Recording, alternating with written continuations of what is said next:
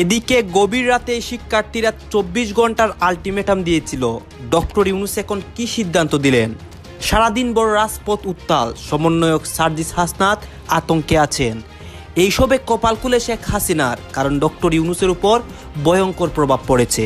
আগামী 24 ঘন্টার ভিতরে যদি পদত্যাগ না করে এবং অধিভুক্তি বাতিল না করে তাহলে অনির্দিষ্টকালের জন্য ক্লোজ ডাউন কর্মসূচি পালন করবে। 24 ঘন্টার ভিতরে যদি কোথায় যাবেন, কোথায় পালাবেন?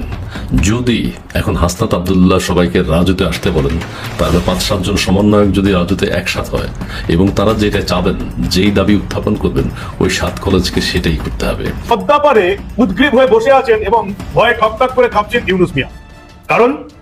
কারণ তার সময় শেষ হয়েছে। জো বাইডেনের হাত তার মাথার উপর আশীর্বাদের মতন ছিল। জো বাইডেন ভোটে হেরে গেছেন, ইউনূস মিয়া সেদিনই বুঝে গেছিলেন। গত মধ্যরাত থেকে প্রায় সারা রাত ঢাকা বিশ্ববিদ্যালয় এবং নিউ মার্কেট এলাকায় ভুয়া যে শব্দ প্রতিধ্বনিত হয়েছে, সেই প্রতিধ্বনিত শব্দ থেকে একটা বার্তা এসেছে। সেই বার্তা হলো সমন্বয়কদের জনপ্রিয়তা দিন দিন তলানিতে নামছে। সমন্বয়ক হাসনাত আব্দুল্লাহকে যেভাবে কেয়ার পেলাম স্বাধীন করে নেই স্বাধীনের স্বাদ, আগেই ভালো ছিলাম, এখন এত গুমকুম হইতেছে কেন দেশের ভিতরে? আওয়ামী লীগ সরকার করছে, ছাত্রলীগ করছে, না যুবলীগ করছে? ডক্টর ইউনূস স্যারের হাতে উনি দেশ চালাতে পারবে না ভাই, উনি তো ব্যর্থ। ডক্টর মোহাম্মদ ইউনূসকে 1 ঘন্টার ভিতরে পদত্যাগ করতে হবে, না হলে তার ডিসিশন চেঞ্জ করতে হবে। এই কি ঘোষণা দিল বাংলাদেশের সকল শ্রেণীর মানুষ? কেন এই ঘোষণা? সেটি হচ্ছে আপনার বর্তমান বাংলাদেশে আপনি অনেকেই জানেন, গত 2 দিন আগে অন্তর্বর্তীকালে সরকার কিংবা আপনার শিবির কোন, জামায়াত ইসলাম কোন, অন্যান্য অনেকেই, বিপিনুর সহ অনেকেই এই বৈঠকে আপনার অবস্থান নেন। কিছু কিছু জায়গায় এখন এমন ঘটনা ঘটছে যেগুলোতে আমার কাছে মনে হয় আর কি, যে ধরেন আগামী দিনে বিএনপি ক্ষমতায় আসুক, জামাত আসুক, বৈষম্য বিরোধীরা আসুক, বা এই সরকার একটু লং টাইম থাকুক, কিছু কর্মকাণ্ড তাদের জন্য কিন্তু বিপদ বাড়ে। আসসালামু আলাইকুম রহমতুল্লাহ, সবাই কেমন আছেন? আশা করি সবাই অনেক ভালো এবং সুস্থ আছেন। সবাইকে স্বাগতম জানাচ্ছি আমাদের আরেক নতুন ভিডিওতে। প্রতিদিনের মতো আমি আপনাদের সিরিয়াত ফারুকি আবারও চলে আসলাম নতুন একটা ভিডিও নিয়ে। আজকের ভিডিও টাইটেল এবং থাম্বনেল দেখে ইতিমধ্যেই বুঝতে পেরেছেন আজকে কি বিষয়টা নিয়ে কথা বলবো। আজকে যে বিষয়টা নিয়ে কথা বলবো খুবই গুরুত্বপূর্ণ একটা বিষয়। তো দর্শক, ইতিমধ্যে আপনারা সবাই ভিডিওর শুরুতেই কিছু অংশ দেখেছেন ভিডিওর।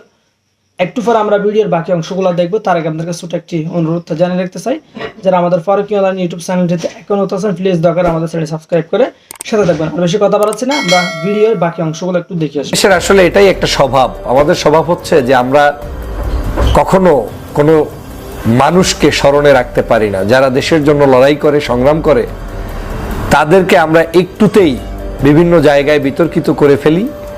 বিতর্কিত করে যে কোনো মূল্যে তাদেরকে অবনত রাখতে চাই, অপদস্থ করতে চাই, এবং বিপদকালীন সময় যারা আমাদের পাশে থাকে আমরা তাদেরকে সমাজ থেকে কাটছাট করার খুব একটা সুন্দর পরিকল্পনা করি। আসাদ সাহেবেরও সবকিছু আপনার পছন্দ হবে বা আমারও আদৌ পছন্দ হবে এমনটা না, কিন্তু আমাদের কৃতজ্ঞতার মাত্রাটা যদি এতই নিম্ন বর্ণে চলে যায় তাহলে এই দেশে কখনোই আর যোগ্য নেতৃত্ব তৈরি হবে না।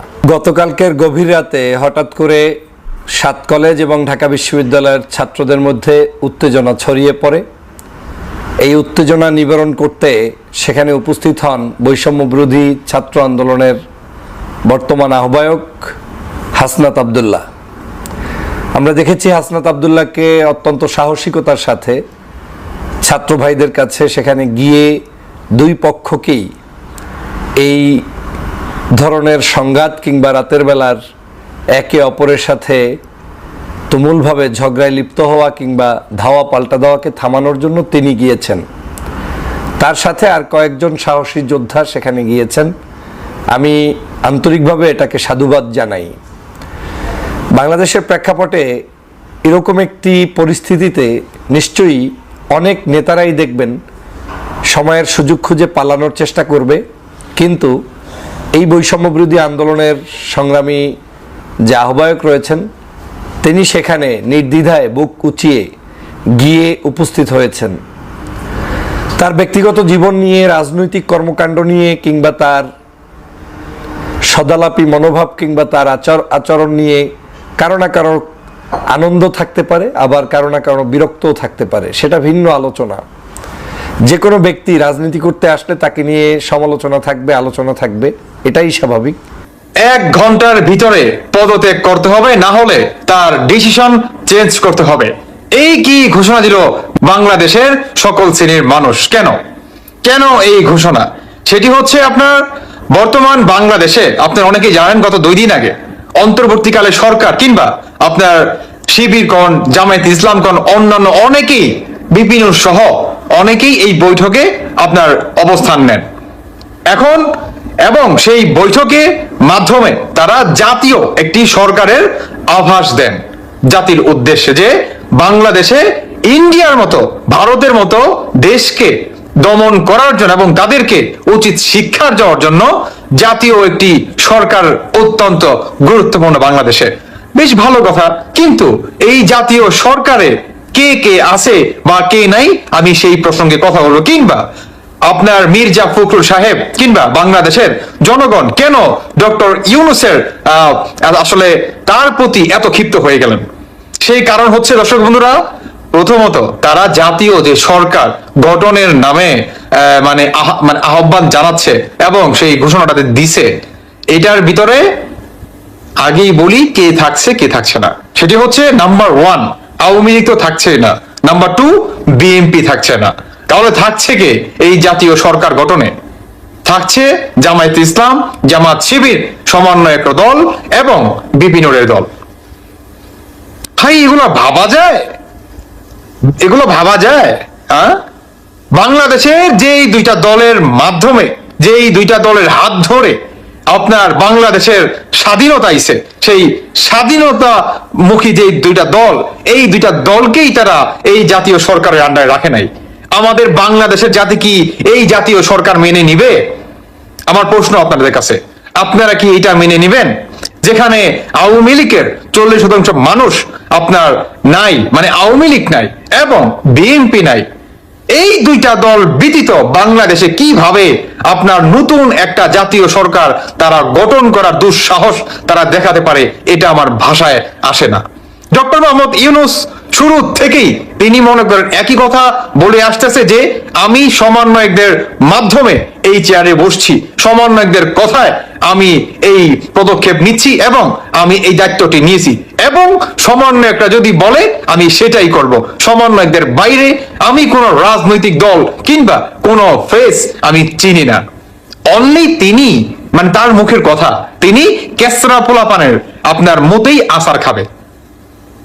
তো ভাই বাংলাদেশে বর্তমান যে সমস্ত অনাকাঙ্ক্ষিত ঘটনা চলতেছে, একে তো বাংলাদেশের অবস্থা অনেক অনেক বেশি নাজুক। এর ভিতরে ডক্টর মোহাম্মদ ইউনূসের যদি এই ধরনের আপনার পাগলামি ডিসিশন হয়, তাহলে বাংলাদেশে কি একটা গৃহযুদ্ধ লাগবে না? একে তো ভারত আমাদের উপরে আপনার যে পরিমাণ চাপ সৃষ্টি করতেছে, আর তার উপরে বাংলাদেশের নিজেদের ভিতরে যদি একতা না থাকে বা ডক্টর মোহাম্মদ ইউনূস যদি আরো আগুন লাগিয়ে দেয়, তাহলে আপনার কি মনে হয় বাংলাদেশটা কি শেষ হয়ে যাবে না? আমার প্রশ্ন আপনাদের কাছে, শেষ হয়ে যাবে না? শুধু এটাই না, 1971 সালের কথা আপনাদের কি মাথায় আছে বা মনে রাখছেন? সেখানে লাখো লাখো মায়েদের ইজ্জত যৌবন এই পাকিস্তানি বাহিনীরা কিন্তু কেড়ে নিছে। পাকিস্তানের সাথে মিলে গেছে, ওকে বেশ ভালো কথা, মুসলমান ভাই ভাই, কিন্তু 1971 সালের যে ঘটনা নিয়ে আপনার পাকিস্তানের যে বর্তমান প্রেসিডেন্ট বা পাকিস্তানের জনগণের কথাই বলি, তারা কিন্তু এটা নিয়ে কোনো সরি কিংবা মাপ টাপ কিন্তু কিছুই চায় নাই। তাদের কি উচিত ছিল না মাপ চাওয়ার? মাপ চাবে তো দূরের কথা। 7 কলেজের স্টুডেন্টদের সাথে গতকাল যখন ঢাকা ইউনিভার্সিটির স্টুডেন্টদের মারামারি হওয়ার পরিস্থিতি বা বেশ সংঘাতময় পরিস্থিতি তৈরি হয়েছিল, তখন সেখানে গিয়ে হাজির হয়েছিলেন জনাব হাসনাত আব্দুল্লাহ। আমরা খেয়াল করেছি, একটা ভিডিও ছড়িয়ে পড়েছে, তিনি বেশ সাহস নিয়ে এগিয়ে যাচ্ছেন, তিনি সবাইকে বাধা দেওয়ার চেষ্টা করছেন যাতে তাদের মধ্যে সংঘাতটা না হয়ে ওঠে। উনি অনেক চেষ্টা করেছেন, উনি ঝুঁকি নিয়েছেন, কোনো সন্দেহ নেই, তার এটাকে আমরা বীরত্ব হিসাবে দেখতেই পারি। কিন্তু এর মধ্যে একটা কিন্তু আছে। কিন্তুটা হচ্ছে, আমি মনে করি জনাব হাসনাত আব্দুল্লাহ যা করেছেন এটাকে সমর্থন করা আমাদের জন্য ঠিক না। অনেকেই দেখছে এটা নিয়ে প্রচুর প্রশংসা করছেন। একদিক থেকে দেখতে গেলে এটা অবশ্যই খুবই প্রশংসার ব্যাপারও, কিন্তু আমি প্রশংসা করছি না এবং আমি এই প্রশংসার মধ্যে বিপদ আছে বলে মনে করি। অনেকে বলবেন স্টুডেন্টদের বিরুদ্ধে অনেক বেশি কথা বলছি কেন, অনেকে আমাকে নানান রকম ট্যাগ দেওয়ার চেষ্টা করছেন। আপনাদেরকে একটু জানিয়ে রাখি, আমি এদের প্রত্যেককে খুব পছন্দ করি, খুব স্নেহ করি। এই যে এখন যাকে নিয়ে কথা বলবো, হাসনাতকেও আমি খুব স্নেহ করি, পছন্দ করি, সবাইকে, কেন না। আমি বহুবার বলেছি এই জাতি চিরকাল মনে রাখবে এই তরুণরা যা করেছে, রাখতেই হবে, ওরা ইতিহাসের অংশ হয়ে গেছে। এবার পরবর্তীতে তাদের পলিটিক্যাল ভবিষ্যৎ কি হবে, তারা তার কেমন হয়ে উঠবেন, রিয়েলি ডোন্ট নো। পৃথিবীতে বা বাংলাদেশের ইতিহাসেই বড় বড় লড়াই করা মানুষজন, বড় বড় ইভেন মুক্তিযুদ্ধ করা মানুষজনের, বিরাট বিরাট খেতাব পাওয়া মানুষজনের পরবর্তীতে পচে যাওয়া আমরা দেখেছি, কিন্তু তাতেও তাদের ওই মুক্তিযুদ্ধের সময়কার রোল মিথ্যা হয়ে যায় না। আমরা আশা করি এই তারুণ্যের শক্তি যেটা তৈরি হয়েছে, এটা খুব চমৎকার ভাবে একটা রাজনৈতিক শক্তিতে পরিণত হবে, এতে আমাদের দেশের মানুষের লাভ। যাই হোক, আলোচনাটায় আসি। কি কারণে আমি মনে করছি এটা ক্ষতিকর? উনি ঝুঁকি নিয়েছেন এবং যে পরিস্থিতি তৈরি হয়েছিল, এই পরিস্থিতিতে জনাব হাসনাত যখন গেছেন, ওনার বিপদ হতে পারত এবং একটা পর্যায়ে তার বিরুদ্ধেও স্লোগান হয়েছে, এক ধরনের ভার্বাল হেনস্থা তাকে করার চেষ্টা হয়েছে, মানে বিপক্ষেই ইনফ্যাক্ট কম বেশি এটা করার চেষ্টা করে, বিশেষ করে 7 কলেজের দিক থেকে সম্ভবত এটা বেশি হয়েছে। তো এটা নিয়েই অনেকের কাছে খারাপ লাগছে যে এই হাসনাত আমাদের সাথে আমাদের এই মুভমেন্টের সময় এটা করেছেন, সুতরাং তার এইরকম কিছু আমরা মেনে নেব, আমরা হাসনাতের সাথে আছি।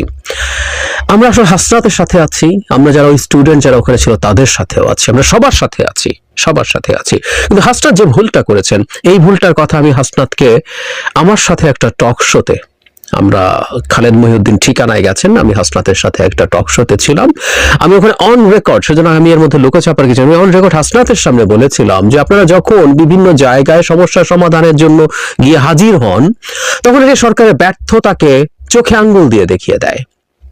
এটা যে কেউ বলবে যে বাংলাদেশে একটা সরকার আছে, সেই সরকারটা কিছু করতে পারছে না, সেখানে বিভিন্ন জায়গায় স্টুডেন্টদেরকে যেতে হচ্ছে এবং তাদেরকে একরকম দলবল নিয়ে যেতে হচ্ছে, বা আমরা সহজ ভাষায় যদি বলি মব তৈরি করতে হচ্ছে। এই পরিস্থিতি তৈরি হয়েছে, আমাদের নিশ্চয়ই মনে আছে।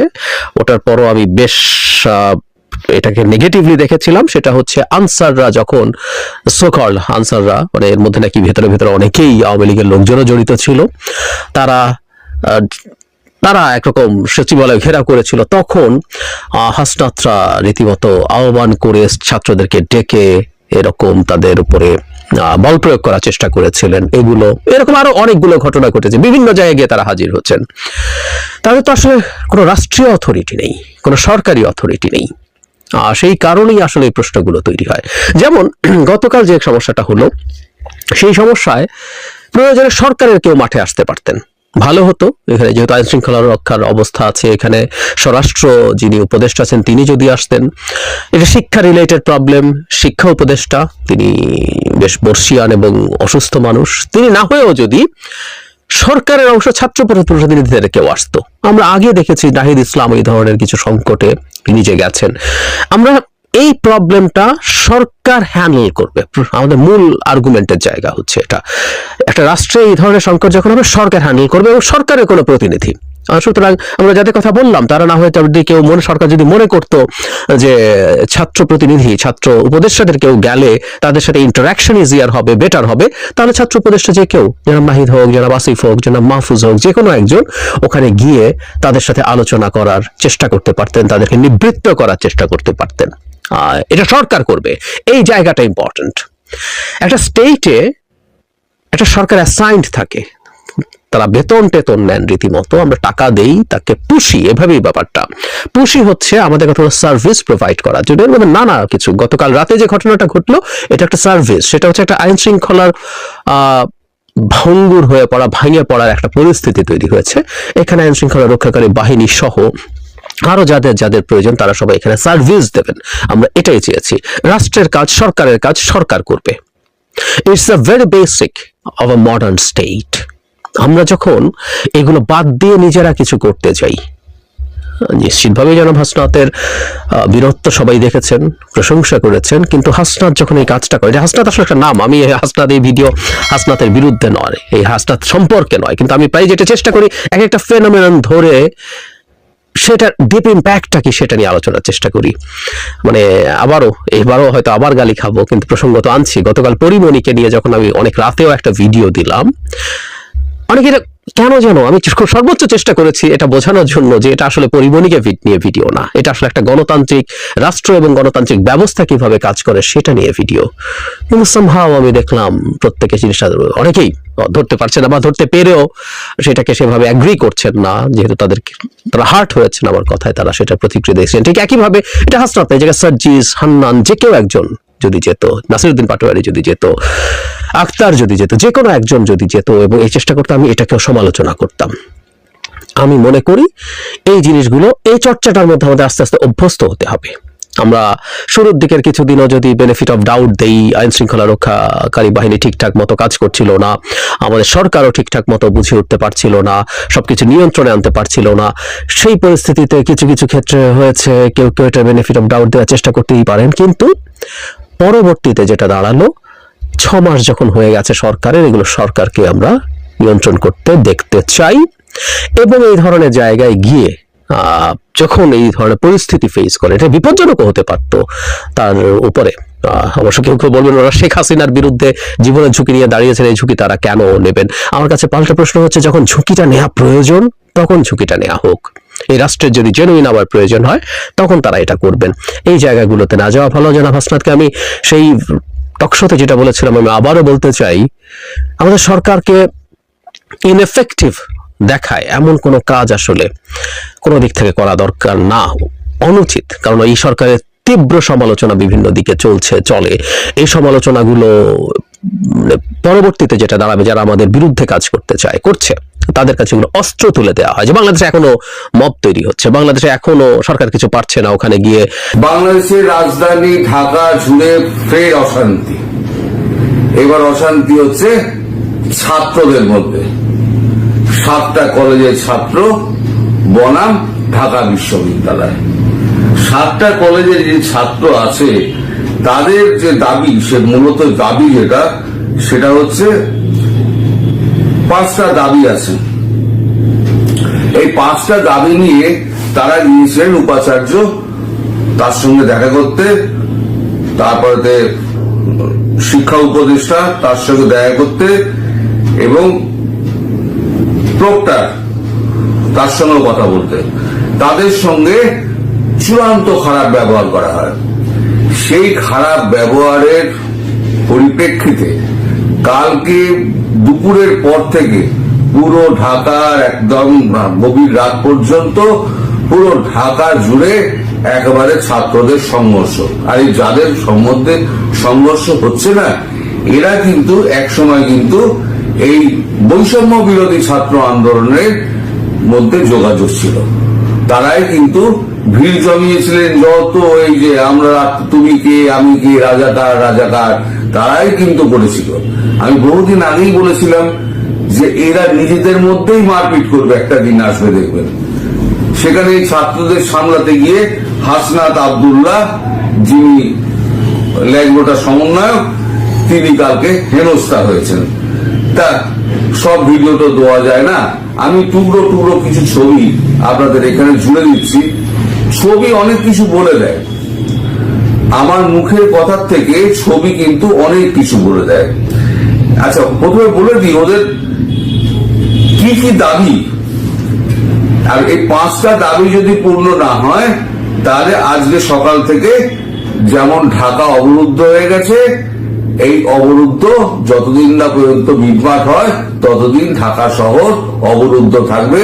তার মানে আবার বাংলাদেশে রাজধানীতে আবার একটা অশান্তি শুরু হলো। এই অশান্তি কোন দিকে মোড় নেবে তা ঈশ্বরই জানেন। তার এই এখন যেগুলো আমরা দাবিগুলো, সেগুলো হচ্ছে: 1, অনতিবিলম্বে শিক্ষা উপদেষ্টা, ঢাকা বিশ্ববিদ্যালয়ের উপাচার্য,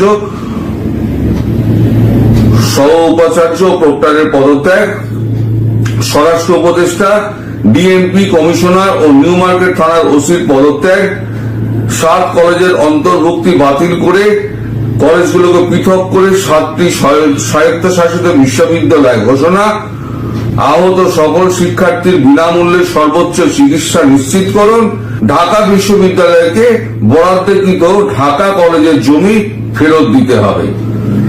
এইগুলো তাদের দাবি। তারা লিখছে, আমরা যতদূর জেনেছি আমাদের 2 জন শিক্ষার্থী নিহত হয়েছেন, প্রায় শতাধিক শিক্ষার্থী আহত হয়েছেন এবং এর মধ্যে 20 জনের অবস্থা গুরুতর। আমাদের সাথে অংশ নেওয়া ইডেন কলেজ এবং বদরুন্নেসা কলেজের 3 শিক্ষার্থী নিখোঁজ রয়েছেন।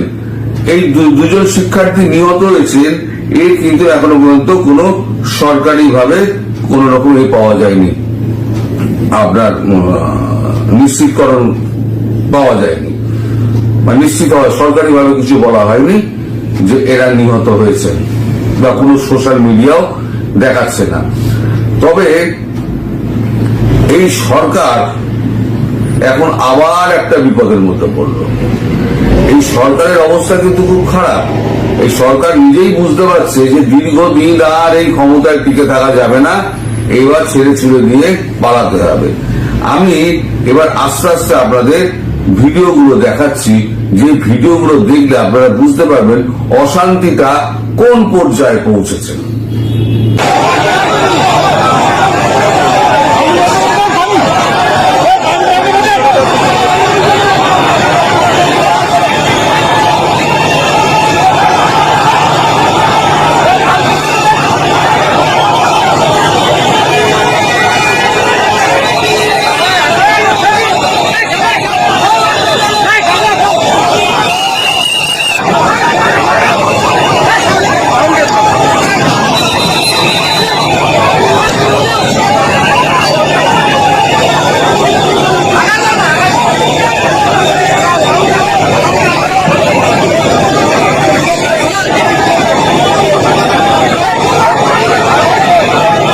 এতে গেলে এদিকে ছাত্রদের অবস্থা, এবার শিক্ষকদের অবস্থা কি? শিক্ষকরা ডিসেম্বর মাস থেকে মাইনে পায়নি, তাদের মাইনে দেওয়া হয়নি। এই শিক্ষকরা মাইনে পায় কত? 12,000 থেকে 22,000 24,000 অব্দি ওদের হচ্ছে ওনাদের মাইনে। এটা শিক্ষার অপমান। যারা শিক্ষক, যারা দেশকে তৈরি করে, ছাত্র তৈরি করে দেশকে এগিয়ে নিয়ে যাওয়ার জন্য, তাদের যদি অবমূল্যায়ন হয় তাহলে পরে দেশ এগোবে কি করে আমি জানি না। এখন যা অবস্থা, 25% চিটিংবাজিটা দেখুন, 25% ডিসেম্বরের মাইনে দিয়েছে। আরো বলছে 15% তোমাদের দিয়ে দেওয়া হয়েছে, কম্পিউটারে শো করছে কিন্তু অ্যাকাউন্টে শো করছে না। এটা অদ্ভুত ব্যবস্থা। সরকারিভাবে বলে যাচ্ছে আমরা 40% দিয়ে দিয়েছি, কিন্তু আদৌ 40% তার হাতে পায়নি, তার 25% হাতে পেয়েছে, আর 15% কম্পিউটারে শো করছে, যেটা অ্যাকাউন্টে শো করছে না। এই দ্রব্যমূল্য অবস্থা। তারপরে যদি তারা মাইনে না পায়, তারা এখন রাস্তায় নেমেছেন। রাস্তায় নামার পর এই মাদ্রাসা এবং শিক্ষক যারা আছে তাদেরকে নৃশংসভাবে লাঠি পেটা করা হয়েছে। লাঠি পিটিয়ে বেশ কয়েকজন শিক্ষককে আহত করে তাদেরকে সোজা হসপিটালে পাঠিয়ে দেওয়া হয়েছে।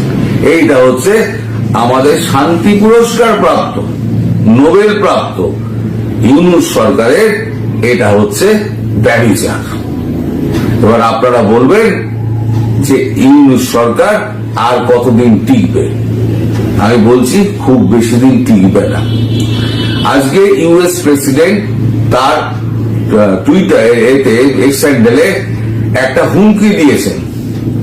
সেই হুমকিটা কি এবং তার পরিপ্রেক্ষিতে কি হতে পারে, কেন হুমকিটা দিলেন, বাংলাদেশের বদমাইশির জন্য এই হুমকিটা খেল এবং তার কি ফল হতে পারে, সেটা বিকেল 5টার সময় আপনাদের কাছে আমি ব্যাখ্যা করব। কেউ কেউ বলছেন যে এই ধাক্কা যদি ডক্টর ইউনূস সামলাইতে না পারে, দ্রব্যমূল্যের ঊর্ধ্বগতি, বৈদেশিক বিনিয়োগ বন্ধের দিকে, তাহলে এই সরকারকে পথ ছেড়ে দিতে হবে। যে কোনো সময় সরকার আপনার পতনের মুখে পড়ে যাবে, জনদাবিতে বিস্ফোরণ করবে, রাজনৈতিক দলগুলো আপনার এই গেমটা মোটামুটি খেলতে পারবে। বাট সকল কিছুর মধ্যে একটা বড় ধাক্কা হচ্ছে আপাতত নির্বাচনের আগ পর্যন্ত আমার মনে হয় না যার ইউনূস সরকারকে ক্ষমতা ছাড়তে হবে। একটা বড় বাঁচা তিনি বেঁচে গেছেন। একটা চমলক্ষ ঘটনা ঘটে গেল, চলুন দেখি কি সেই ঘটনা। সালাম আলাইকুম।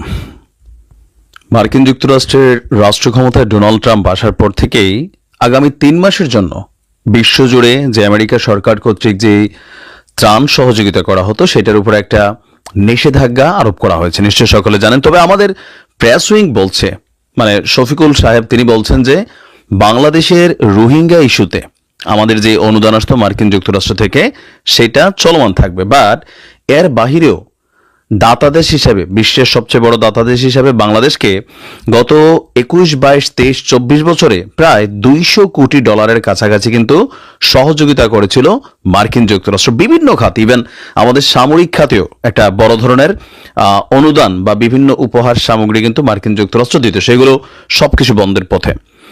তার উপরে এই ডক্টর ইউনূসের সরকার আসার পর গণমাধ্যমের রিপোর্ট অনুযায়ী 71% বৈদেশিক বিনিয়োগ বাংলাদেশে কমে গেছে। মেইন কারণ হচ্ছে যে কোনো একটা রাষ্ট্রে যখন একটা স্থিতিশীল সরকার না থাকে, গণতান্ত্রিক সরকার না থাকে, তো যারা বিনিয়োগকারী সারা পৃথিবীর নামি দামি কোম্পানিগুলা তারা কিন্তু সেখান থেকে বিনিয়োগ বন্ধ করে দেন। আপনি যদি ধরেন ইউক্রেনের অবস্থান দেখেন, রাশিয়ার অবস্থান দেখেন, প্যালেস্টাইন থেকে শুরু করে ইসরায়েলের অবস্থান দেখেন, অনেক জায়গায় এই নামি দামি কোম্পানিগুলো কিন্তু আপনার বিনিয়োগ বন্ধ করে দেয়।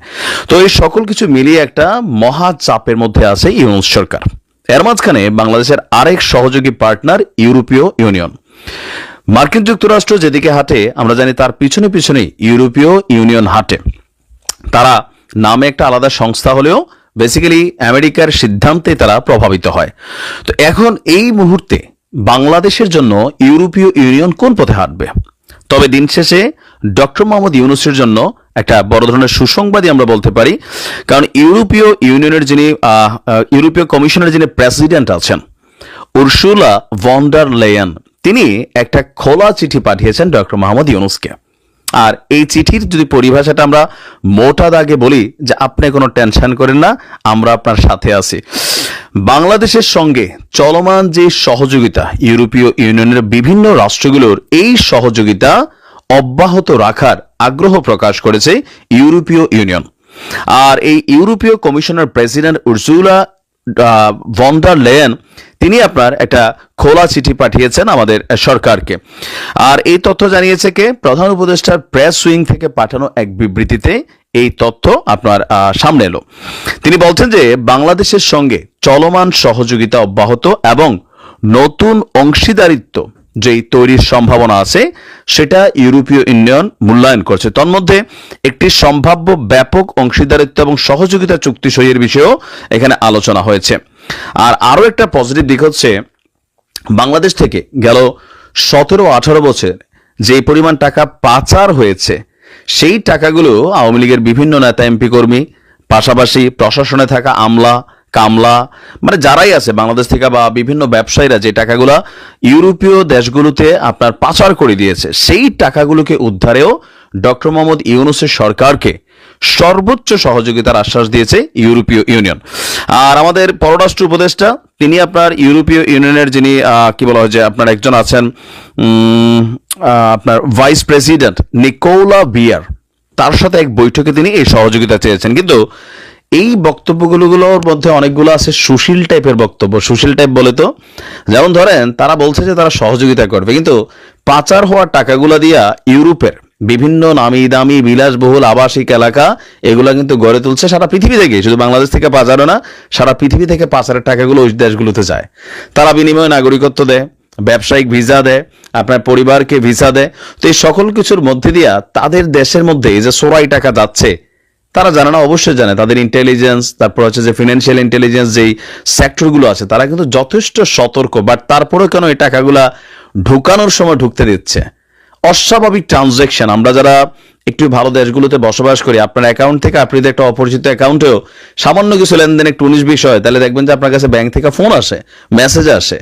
তো সেই ক্ষেত্রে একটা হিউজ টাকা যখন যে কোনো মারফতে, এগুলো তো একটা চ্যানেলের মাধ্যমে ঢুকে, ব্যাংকিং চ্যানেলকে ফলো করে ঢুকে, তাই না? তখন তারা কেন আটকায় না? কিছু অংশ আছে টাকা ফেরত দেওয়ার ব্যাপারে আমার মনে হয় না যে ইউরোপীয় ইউনিয়ন আদৌ সহযোগিতা করবে। হয়তো ধরেন 1 লক্ষ কোটি টাকা পাচার হয়েছে, কথার কথা হয়তো $2 কোটি তারা ফেরত দিবে, আপনারা দেখাবে যে ভাই দেখো আমরা তোমাদেরকে সহযোগিতা করছি। বাট এর বাইরে উন্নয়নমূলক এবং বাকি যে সহযোগিতাগুলো আছে, লাইক ভিসা ইস্যু বা ধরেন বিনিয়োগ ইস্যু, বিশেষ করে বাংলাদেশে বিনিয়োগ ইস্যুর ব্যাপারে হয়তো তাদের যে নামি দামি কোম্পানিগুলো আছে তারা যেন বিনিয়োগ করে বা তাদের সরকার থেকে মাঝে মাঝে ওই যে ধরেন কি বলা হয় শব্দটা বাংলা ভাষায় দান দক্ষিণা আসে, এগুলো আসলে অব্যাহত থাকবে। বিশেষ করে রোহিঙ্গাদের নিয়ে এই মুহূর্তে সরকারের একটা বড় মাথা ব্যথা, বা বাংলাদেশের জন্য আমরা কিন্তু এগুলাকে কনসার্ন করি না, কিন্তু আপনি দেখেন এই দেশে প্রায় 15 লক্ষ রোহিঙ্গা বসবাস করছে। তাদের খাওয়া দাওয়া, তারপর হচ্ছে আবাসিক, চিকিৎসা, শিক্ষা, তাদেরকে কন্ট্রোলের জন্য প্রশাসনের মানে যেই ব্যাগ পেতে হয় বা রাষ্ট্রের একটা হিউজ টাকা খরচ হয়, এইটা নিয়ে কিন্তু একটা বড় ধরনের ধাক্কা। আপনারা